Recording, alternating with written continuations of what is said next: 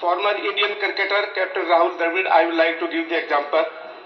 Among other notable sports persons had filed a complaint last year that he was cheated of around ₹4 crores by a Ponzi firm.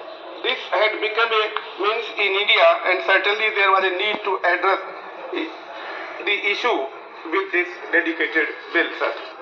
उपसभापति जी, मैं इस bill को लाने के लिए अपने वित्त मंत्री महोदया को बधाई देना चाहता हूं, क्योंकि इस बिल के माध्यम से उन्होंने न केवल आम आदमी की आशाओं को बलवती किया है, उनकी आकांक्षाओं को बल दिया है और एक उम्मीद जागी है कि अब उनको भविष्य में न्याय मिलेगा। अभी तक इस बिल के आने से पहले इस तरीके के जो प्रकरण होते थे, 3 मोटे तौर पर अलग अलग संस्थाएं उनके साथ डील किया करती थी, लेकिन अब सारे प्रकरण जो है एक अम्ब्रेला के नीचे आ जाएंगे और एक कानून के तहत उनके साथ व्यवहार होगा। पहले नॉन बैंकिंग फाइनेंशियल इंस्टीट्यूशन के जो प्रकरण हुआ करते थे उसको आरबीआई डील किया करता था।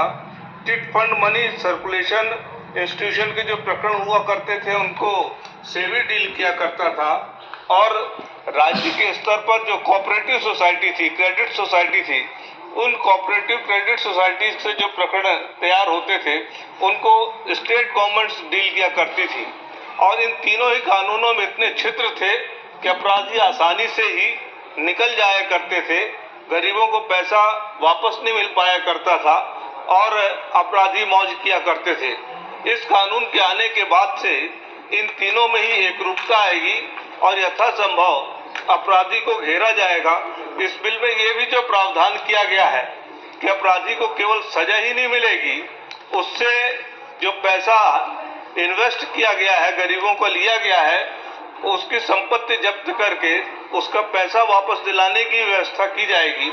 और सबसे अच्छी बात सूचना तकनीकी का प्रयोग करके ये तय किया गया है कि हम एक पूरे देश का डाटाबेस बनाएंगे कि कौन सी कंपनी जो नियम के अनुसार चिट फंड का काम करने के लिए अधिकृत है, नियम के अनुसार काम कर रही है, जिससे कि भविष्य में जो कोई इन्वेस्ट भी करना चाहता है, उसके माध्यम से अपने सपनों को आकार भी देना चाहता है, वो धोखा न खाए। Dr. KVP Ramchandra Rao.